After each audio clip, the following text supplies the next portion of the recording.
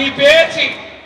11তে এসে টাটাকে তাড়িয়েছে, 16তে এসে চাকরি বিক্রি করেছে, আর এবারে যদি আসতে পারে মুর্শিদাবাদের ধুলিয়ানের মতো হিন্দুদের পলায়ন হতে বাধ্য হবে।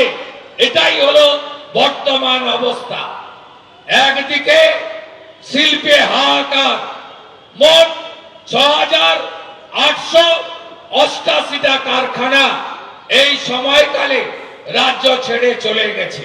তাকিয়ে দেখুন, ব্যারাকপুর শিল্পাঞ্চল অথবা হাওড়া অথবা হুগলি জেলার গঙ্গা পার্শ্ববর্তী এলাকায় সব শিল্প উঠে চলে গেছে এই মুখ্যমন্ত্রীর আমলে।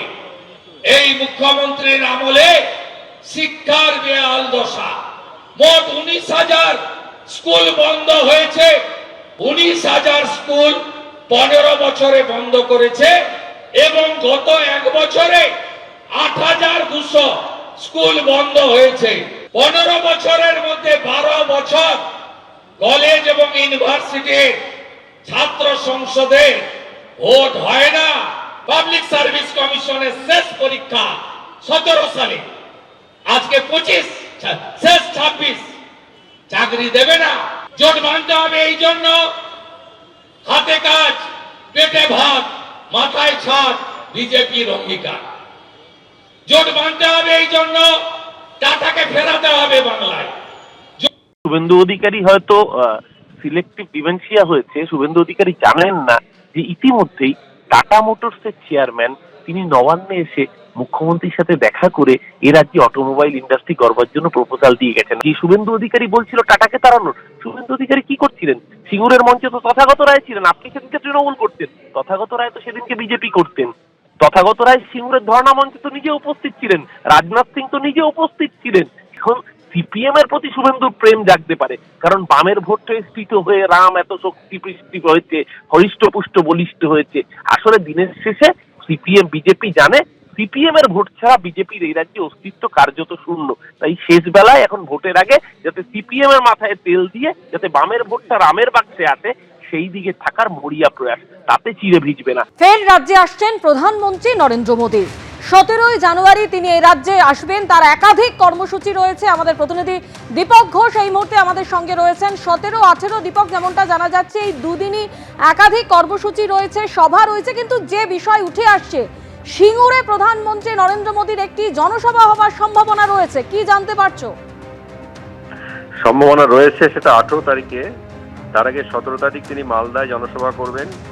17 তারিখ মালদায় জনসভা করে সেখান থেকে চলে যাবেন গুয়াহাটিতে, সেখানে তার জনসভা রয়েছে, সেটা করে ফিরে আসবেন আবার কলকাতায়। 18 তারিখে তার এখানে বন্দে ভারত স্লিপার ট্রেন, যেটা ভারতবর্ষে প্রথম চালু হতে যাচ্ছে, সে ট্রেন গুয়াহাটি হাওড়া গুয়াহাটি চলাচল করবে।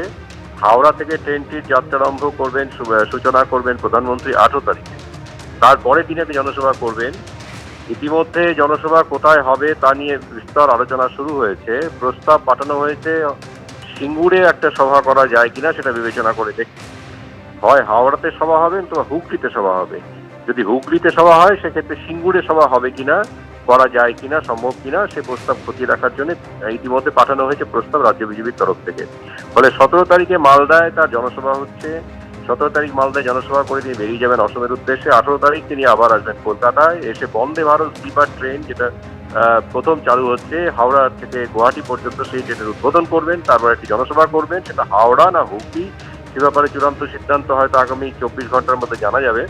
এবং সেটা হাওড়ায় করলে কোথায় করবেন, হুগলিতে করলে সম্ভবত তিনি সিঙ্গুরে করবেন, কিন্তু এটা নিয়ে এখনো চূড়ান্ত সিদ্ধান্ত হয়নি। তবে দুদিন তিনি সভা করবেন টানা, এখানে এই সিদ্ধান্ত হয়েছে। ধন্যবাদ তোমার। এবিপি আনন্দ, এগিয়ে থাকে, এগিয়ে রাখে।